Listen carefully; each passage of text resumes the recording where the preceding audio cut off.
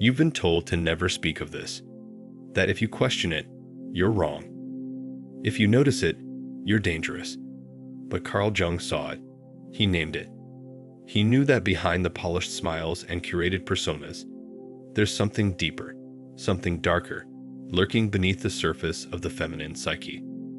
And that truth was banned, because it was never meant to be heard. Not by men, and certainly not by women themselves. But now, it's time to break the silence. Jung said, "Until you make the unconscious conscious, it will direct your life, and you will call it fate." When it comes to the female shadow, this isn't just a warning. It's a prophecy. Most people have no idea how much of their behavior, their relationships, even their identity, is being controlled by something they don't even know exists. This is the forbidden interview that was never aired. Not because it lacked truth, but because it revealed too much of it. Carl Jung was obsessed with the dualities within the human soul: light and dark, conscious and unconscious, anima and animus. He said that within every man is a hidden woman, and within every woman, a hidden man. But what he uncovered about the female shadow, the part of the feminine psyche society refuses to confront, was so uncomfortable, so raw, that even his peers distanced themselves. Jung believed that while men are trained to face their darkness in external battles, competition, war, conquest, women's shadow manifests internally, emotionally, and relationally. Where the masculine shadow may erupt in violence, the feminine shadow weaves through manipulation, seduction, control, and silent destruction. It hides behind virtue. It masks itself as care. It infiltrates love with domination. And that is why no one wants to talk about it. Because the most terrifying part, it works. The shadow isn't evil. It's just unconscious. But left unexamined, it becomes poison dressed as perfume. Jung saw women torn between two extremes, the nurturer and the destroyer, the goddess and the devourer. And he warned, the more a woman denies her capacity for destruction, the more that destruction leaks into her relationships. She becomes jealous of other women's light. She becomes resentful of a man's independence. She sabotages intimacy while claiming to crave it. She plays the victim while holding all the power. Jung didn't say this to condemn, but to awaken. Because there is no healing in denial. You cannot become whole by pretending your shadow doesn't exist. You cannot be free by rejecting the parts of you that terrify you. And in a world that glorifies external beauty and emotional sensitivity, the female shadow becomes more invisible and more dangerous. Jung saw this unfolding long before anyone dared say it. He spoke of the devouring mother, a feminine archetype that destroys her children emotionally, not physically. She feeds on their dependence. She keeps them small, broken, loyal, because she cannot face her own unlived life. This isn't just about mothers. It's about women who use their perceived weakness to control. Women who create chaos to feel important. Women who say they want connection but fear true vulnerability. In this forbidden interview, Jung laid out what he called the three faces of the shadow woman. The first is the seductress. Not just sexual, but emotional. She reads people's desires and mirrors them, becoming exactly what they want until they're hooked. Then she shifts. Her power isn't in giving, but in withholding.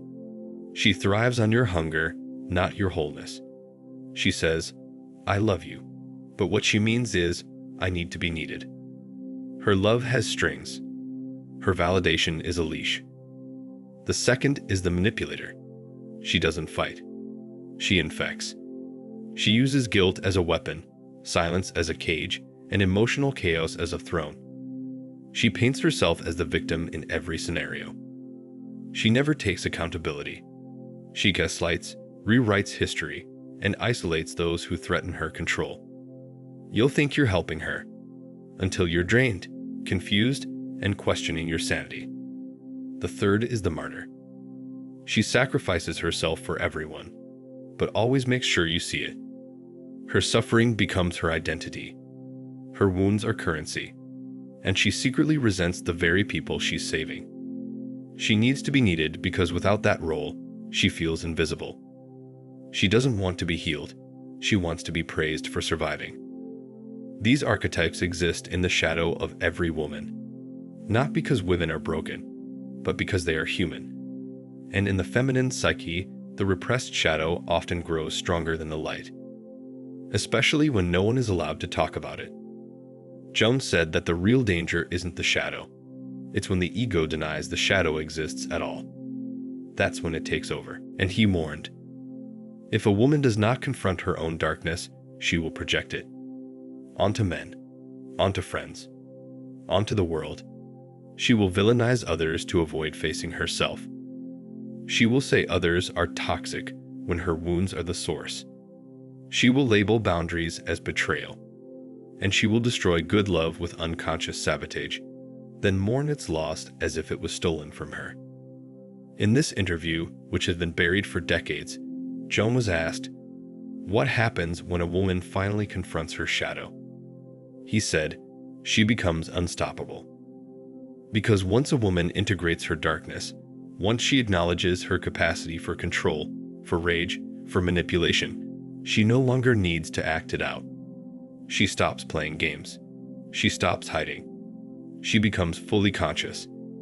And in that consciousness, she becomes powerful, not through control, but through truth. She can love without possession.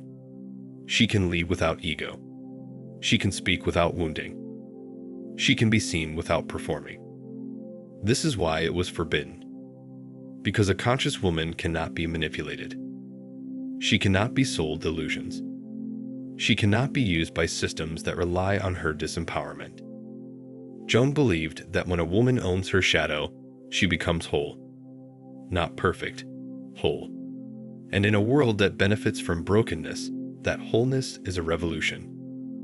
He once whispered in a letter never published, a conscious woman is more terrifying to the collective unconscious than 1,000 armed men. And he was right. Because she cannot be turned into a puppet. She cannot be shaped by shame. She cannot be seduced by safety. Because she's already faced the scariest thing in the world, herself. And now, she's free. You've seen her before. Maybe in your mother. Maybe in a friend. Maybe in yourself. That moment where compassion becomes control. Where I'm only trying to help becomes do it my way or I'll fall apart. But Carl Jung didn't want us to shame this behavior. He wanted us to understand it. Because behind every woman acting from her shadow is a woman who was never taught what to do with her pain. In the depths of this suppressed interview, Jung spoke about how modern society forces women to split themselves in half, to be sweet but strong, innocent but alluring, nurturing but independent. He said the psyche cannot tolerate this split forever. Eventually, the side we reject begins to scream, and that scream becomes the shadow. You see it in the mother who gives everything but secretly resents her children. In the woman who thrives in chaos and labels it passion. In the girl who manipulates men and calls it empowerment. Jung said, the shadow is not evil by nature. It becomes evil when ignored. When we tell women to be nice at all costs, to always be agreeable, to smile even when they're hurting, we are training them to repress everything that doesn't match the script. And that repressed material becomes ammunition. The smile stays on. But behind it, silent rage, smothered creativity, desperate control. And it leaks into conversations, into relationships, into the energy of the room. Jung believed that women, more than men, are attuned to subtle energies. But he also believed that this sensitivity can become manipulation when unconscious. A woman who hasn't faced her shadow often becomes the master of emotional distortion. Not because she's evil, but because it's all she knows. She learns to read people's weaknesses before they speak. She learns to cry, not when she's in pain, but when she wants something. She learns that silence can say more than words and use it like a weapon. Jung didn't demonize this. He explained it.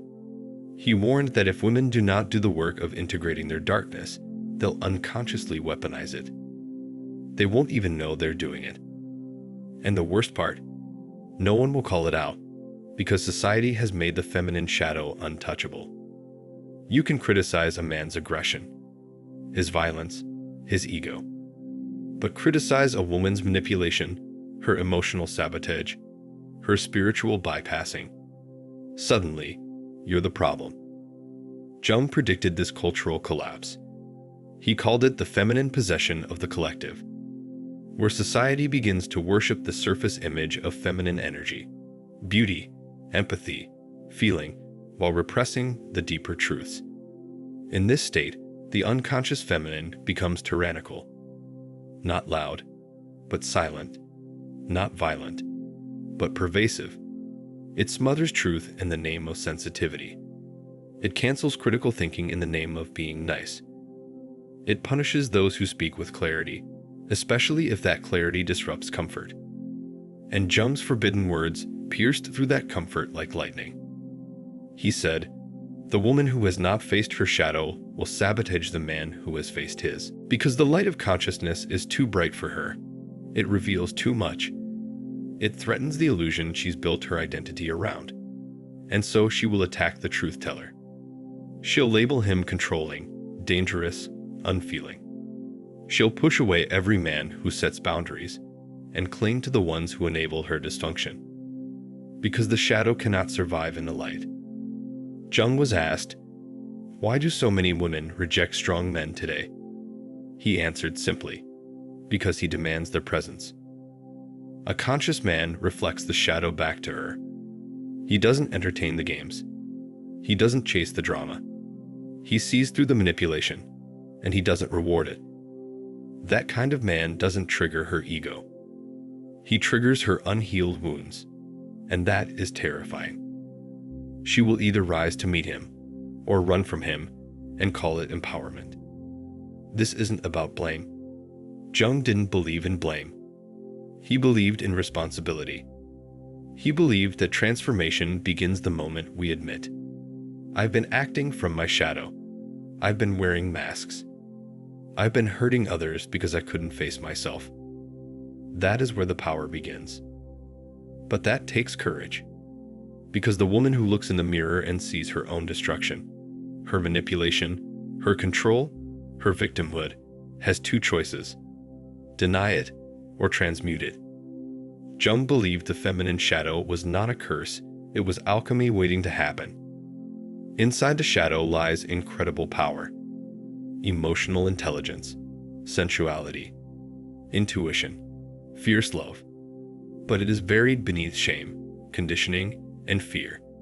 And the only way to reclaim it is to walk through the fire. He said, "The woman who integrates her shadow doesn't lose her softness. She chooses when to use it. She becomes discerning. She stops leaking her energy into every man who pays attention to her. She stops calling weakness feminine and starts redefining what power truly means. She learns to say no without guilt. She becomes magnetic without pretending. She can hold space for others without losing herself. She no longer needs to manipulate because she has nothing to hide." And this is what society fears most. Because a woman who owns her shadow cannot be sold a dream. She cannot be pacified by compliments. She cannot be made docile with praise. She has already faced the darkest parts of her soul. She has already sat with her own monsters. And she did not run. She did not flinch. She emerged, not perfect, but real. That kind of woman is untouchable. That kind of woman breaks systems. She doesn't just change relationships, she changes legacies. Because every time a woman heals her shadow, she heals the generation before her and liberates the one after her. Jung knew this. That's why he fought to share it. Even when his peers told him to stop. Even when his writings were buried. Even when this very interview was never released to the public. He said, The greatest threat to any unconscious culture is the awakening of the feminine soul. And now, that awakening is happening. Not because someone gave permission, but because the truth can only stay buried for so long. When a woman chooses consciousness over comfort, when she chooses truth over performance, when she chooses responsibility over blame, she becomes the very thing the world hoped she'd never discover. Whole, aware, awake. And that changes everything. You may wonder why no one talks about this.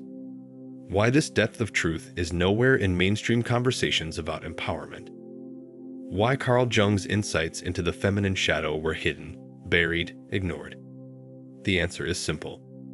Because once you expose the shadow, the performance ends. The illusion fades. The mask falls off. And power, real power, returns to the soul. Not to the brand. Not to the image. Not to the ego. But to the soul. And for those benefiting from unconscious women, that's the most dangerous thing imaginable. Jung didn't hate women. He revered them. He saw the feminine not just as a gendered role, but as a cosmic force. He said, "The feminine is the bridge between the unconscious and the divine. And when that bridge is polluted with distortion, the entire society begins to collapse from the inside out. That collapse starts small. In the home, in relationships, in little manipulations that go unnoticed. Emotional guilt, passive aggression, projection masked as protection, but the ripple grows. Families fracture. Trust breaks.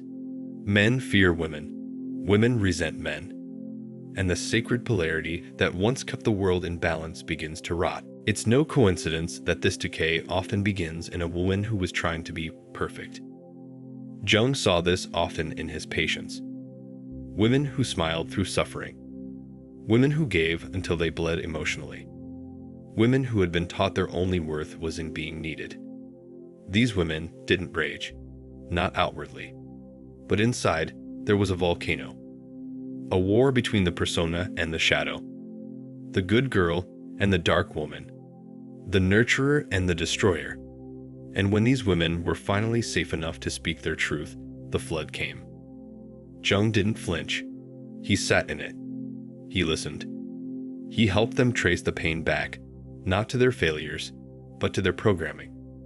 And this is where the forbidden part of his work really begins. He said something no modern psychologist wants to say out loud. Most women's suffering is not rooted in who they are, but in who they were told to be. They were taught to suppress anger, to hide sexual power, to please everyone except themselves. And when they could no longer carry the weight of that performance, the shadow emerged, not as a choice, but as a scream. Jung referred to this scream as the return of the repressed goddess. Not a literal goddess, but the archetype of the true feminine. The woman who is both mother and mystic, soft and sharp, loving and unafraid to walk away. This woman doesn't fit in systems. She doesn't fit into brands. She can't be boxed into good or bad, and that's why society fears her. Because she cannot be controlled. She doesn't need to be liked. She doesn't chase attention. Her energy speaks for itself. She's been through the fire, and she doesn't need to explain why she glows. You've seen her before. She's the woman who walks into a room and everything shifts, even in silence. She doesn't have to compete. She doesn't need validation. Because she's rooted in something deeper than approval. She knows who she is, because she's met who she was when no one was watching. She faced her bitterness, her jealousy, her wounds, her games, and she stopped pretending. Not to be loud, but to be free. Jung was once asked, "What happens when this kind of woman meets a man who is unconscious?" He replied, "She leaves. Or she shatters him. Sometimes both." Because a woman who has integrated her shadow no longer plays small to protect fragile egos. She will not mother a man who refuses to grow. She will not dilute her fire to keep a relationship lukewarm. She will either rise with him or rise without him, but she will rise. And this is where things become even more controversial. Jung warned that as more women awaken, there will be a temporary chaos, a period of destruction before rebirth. Because for centuries, women were taught to stay quiet, to play supportive roles, to be seen but not heard. When that repression breaks, the first phase of awakening often looks like rage. Not just anger at men, but anger at self. Anger at wasted years, at betrayals tolerated, at dreams abandoned. And this anger must be expressed, not to stay there, but to move through it. The shadow, Jung said, does not disappear through denial. It integrates through witnessing. When a woman stops gaslighting herself, when she stops saying, "Maybe I'm crazy," and starts saying, "No, this is my truth," the healing begins. Not all at once, but slowly, in layers. First, she sees where she was fake. Then, she sees where she was forced. Finally, she sees who she actually is beneath all of it. And here's the part no one tells you.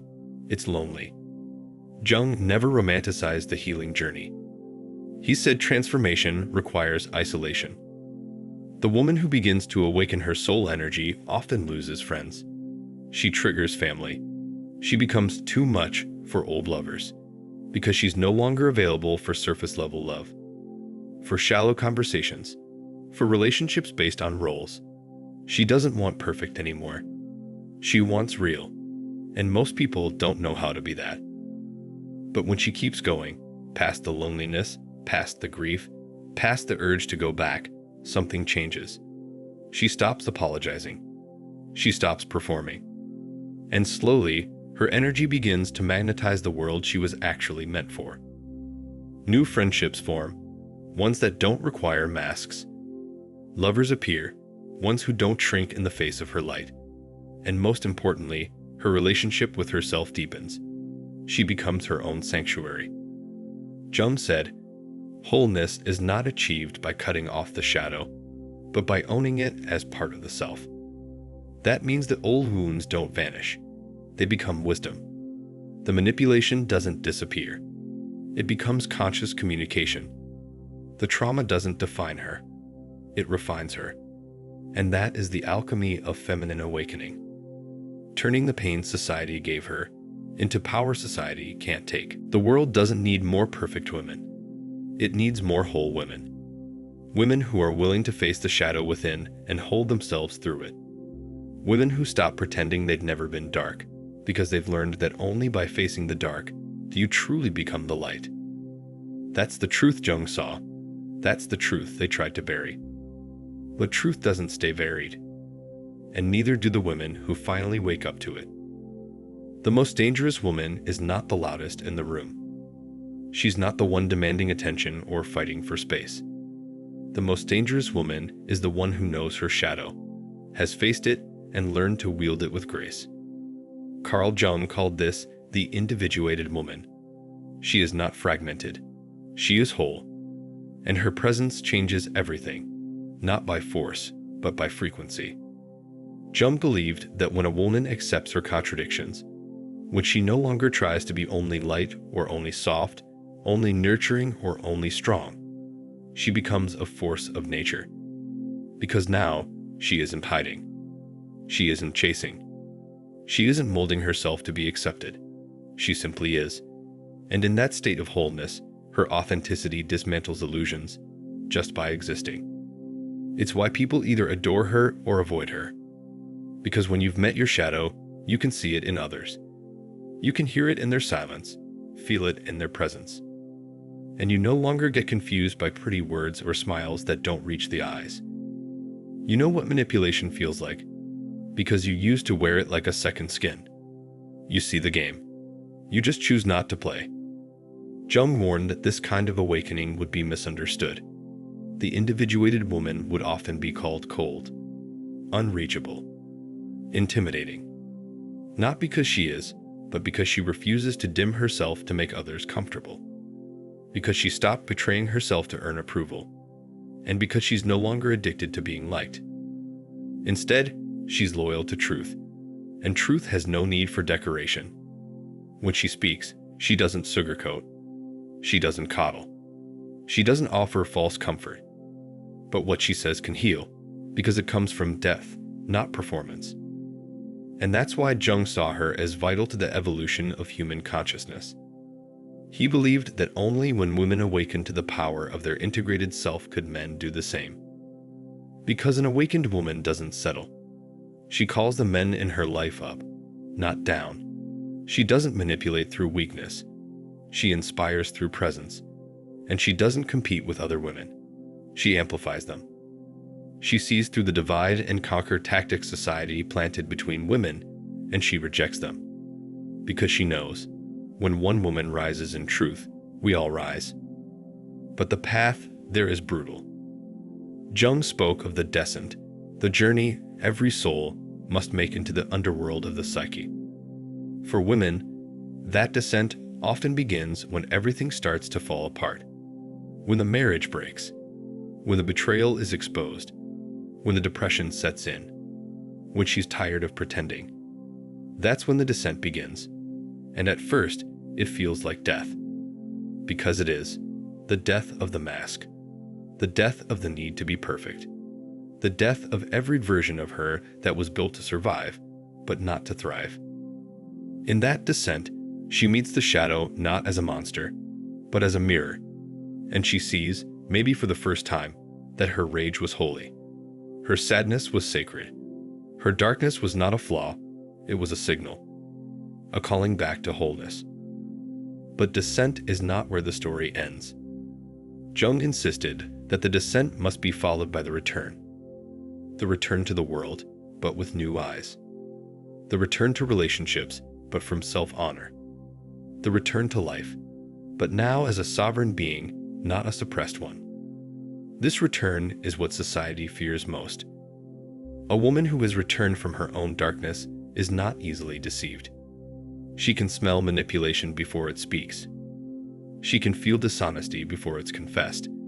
And she does not chase what walks away, because she knows what is meant for her will meet her at the level of her truth. She becomes medicine for others, but poison for those who try to control her.